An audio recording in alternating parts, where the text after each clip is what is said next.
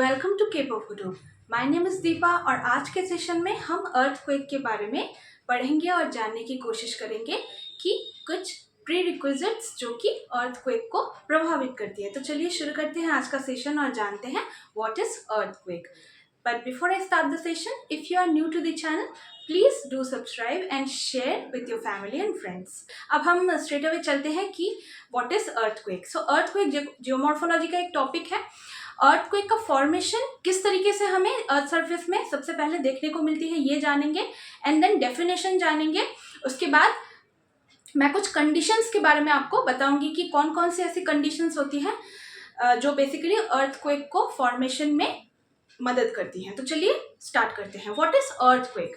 Now earthquake is specifically a phenomena जहां पर हमारी अर्थ सरफेस के बीनीथ, यानी कि अर्थ सरफेस के नीचे जब सडन एक एनर्जी रिलीज होती है।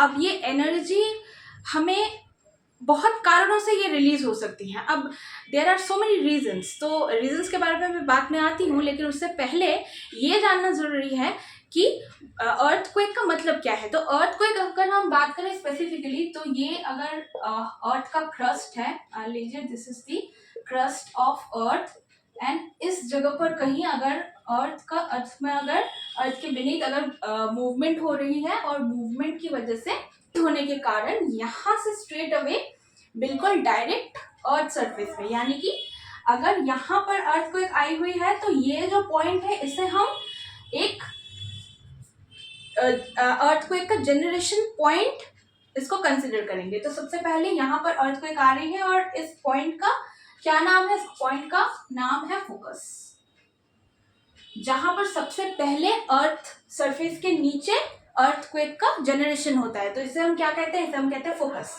फोकस में सबसे पहले अर्थक्वेक आती है, यानी कि सडन एनर्जी रिलीज होती है फ्रैक्शन ऑफ सेकंड में। हम क्या देखते हैं ना कि न्यूज में कि बहुत माइनर 2-3 सेकंड्स के लिए ही अर्थक्वेक, लेकिन वो इतना ज़्यादा डिवास्टेटिंग होता है, इतना ज़्यादा उसका हमें इम्पैक्ट देखने को मिलता है। तो सबसे पहले क्या होता है? एनर्जी रिलीज होती है, एंड यहाँ से जब एनर्जी रिलीज हो रही है तो ये क्या करती है? ये स्ट्रेट आपके आकर के अर्थ के जो है क्रस्ट में हिट करती है। तो सबसे पहले जहां पर अर्थ के क्रस्ट में हिट ये कर रही है, इसको हम क्या कहते हैं? इस वाले रीजन को, इसको हम कहेंगे एपीसेंटर।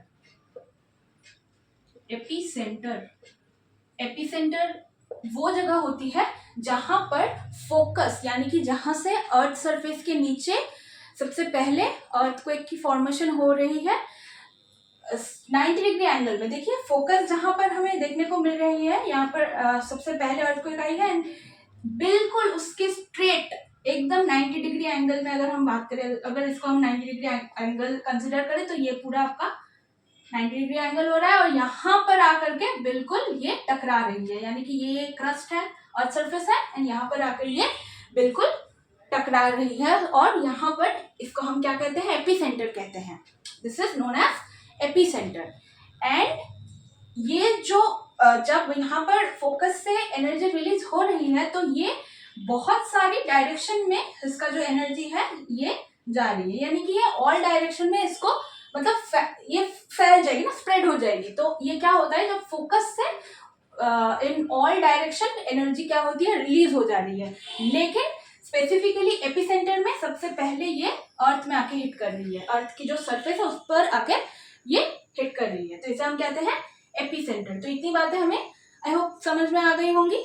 नाउ चलते हैं नेक्स्ट पॉइंट के ऊपर कि इसे हम बेसिकली कहते क्या है। तो सबसे पहला जो इसको कुछ नाम दिया गया है, यानी कि ये तो बेसिकली कुछ वेव्स है ना, ये जो जहां पर से ये फोकस हमें देखने को मिल रही है, फोकस से जहां पर रिलीज हो रही है एनर्जी, तो यहाँ से जब ये ऊपर की तरफ अर्थ सरफेस में आकर के हिट कर रही है, तो ये जो वेव है, इस वेव को सबसे पहले पी वेव कहते हैं।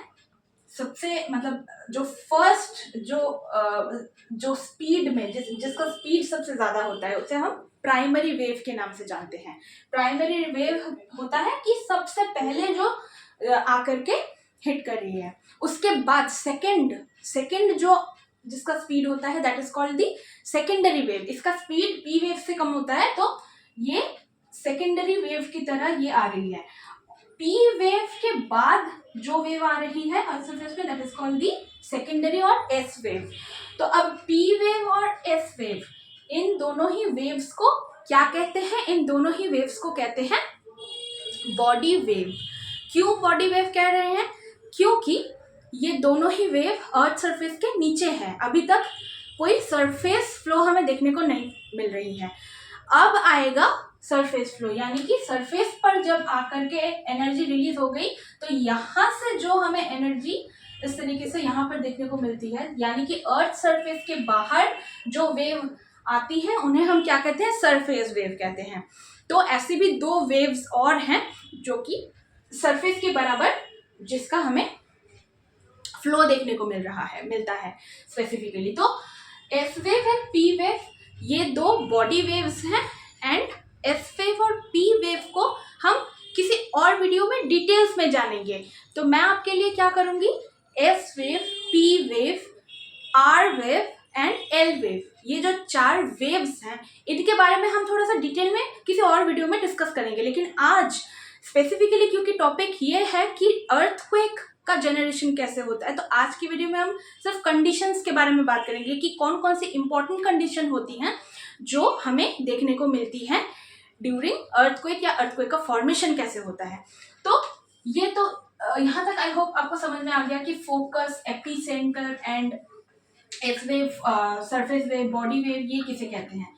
इसके बाद हम जिस बारे में बात करेंगे दैट टॉपिक इज बेसिकली जो पॉइंट है वो है कि कुछ कंडीशंस होती हैं। कुछ कंडीशंस का क्या मतलब हो गया, यानी कि अर्थ सरफेस के अंदर हमें बेसिकली कुछ कंडीशंस नजर आती हैं जिसके लिए प्लेट्स मूव कर रही हैं। हम सभी को पता है कि अर्थ के ऊपर जो हमें कॉन्टिनेंट्स नजर आते हैं, यानी कि south America, north America, Asia, Australia, ये कुछ प्लेट्स से बने हैं। यानी कि इन सभी को अगर हम एक्यूमुलेट करें और मिलियंस ऑफ इयर्स बैक अगर हम देखें तो ये एक्यूमुलेटेड एक साथ थी, और इनका क्या था, ये एक साथ होने की वजह से इनका जो है ये एक टाइम पर एक साथ थी। लेकिन थ्योरी के अकॉर्डिंग, प्लेट टेक्टोनिक थ्योरी के अकॉर्डिंग ये बाद में इनका स्प्लिट हो गया, एंड स्प्लिट अपार्ट होने की वजह से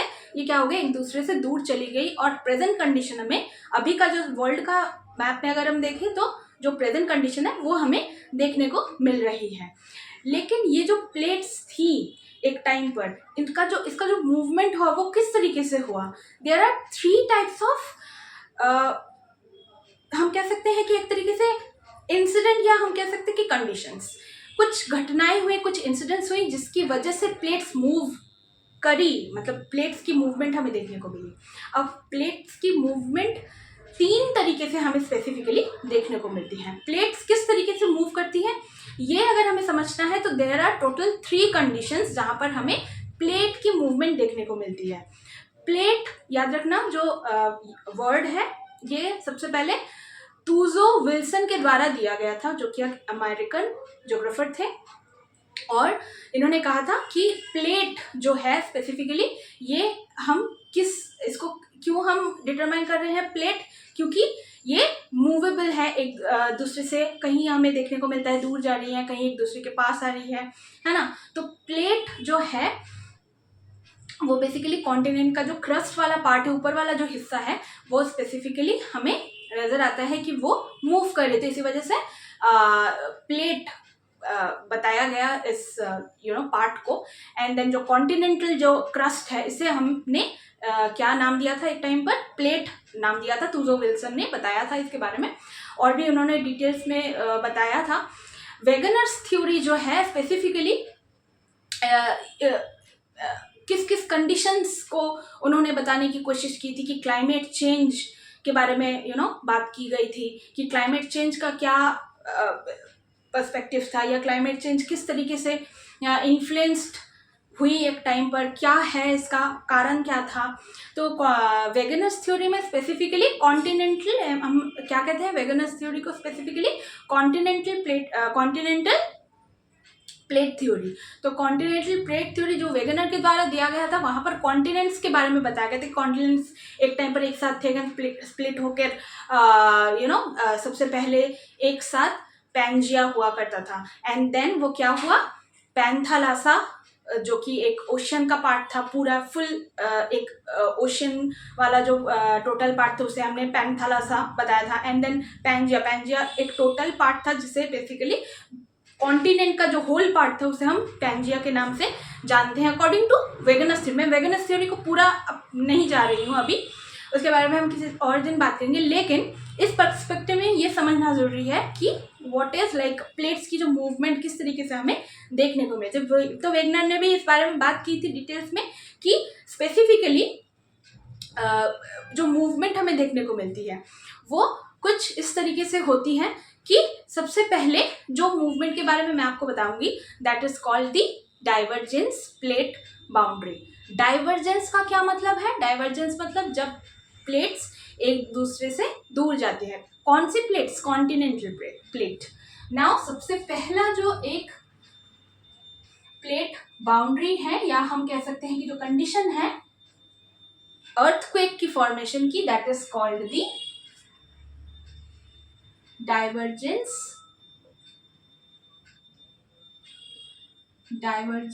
plate margin.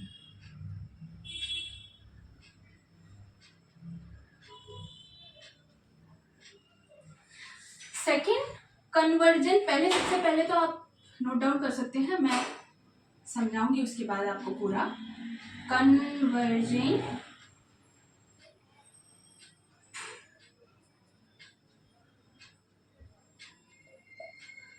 Plate boundary, and इसके बाद आता है transform plate boundary. Now what are these plate boundaries? मैं क्यों इन्हें प्लेट बाउंड्रीज कह रही हूँ स्पेसिफिकली? क्योंकि यहाँ पर हमें प्लेट्स की मूवमेंट तो देखने को मिल रही है, लेकिन अलग अलग तरीके से देखने को मिल रही है। कैसे? क्योंकि सबसे पहले अगर हम बात करें डाइवर्जेंट प्लेट बाउंड्री की, तो डाइवर्जेंट प्लेट बाउंड्री में होता क्या है, एक प्लेट जब दूसरे प्लेट से दूर जा रही है तब हम उसे क्या कहेंगे, डाइवर्जेंस हो रहा है। स्पेसिफिकली हम इसी नाम से कहते हैं, मतलब इसी नाम से हम जानते हैं डाइवर्जेंस को, कि डाइवर्जेंस का मतलब ये होता है कि एक दूसरे से दूर जाना, डाइवर्ट करना।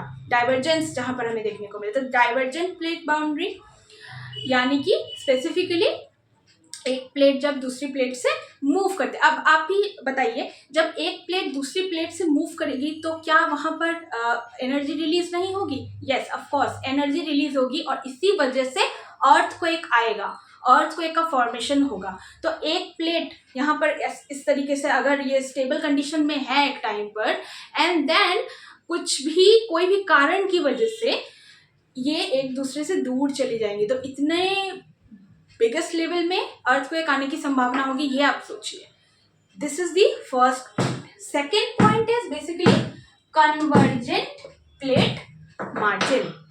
कन्वर्जेंट प्लेट मार्जिन का क्या मतलब हुआ? Now convergent plate margin is specifically जब एक दूसरे से प्लेट पास आ रही है, यानी कि एक प्लेट जब एक प्लेट के साथ टकरा रही है, जब हमें एक कलिजन देखने को मिल रहा है, जब एक दूसरे के मतलब एक प्लेट जब दूसरे प्लेट के साथ कन्वर्ज कर रही है, that is called the convergent plate boundary.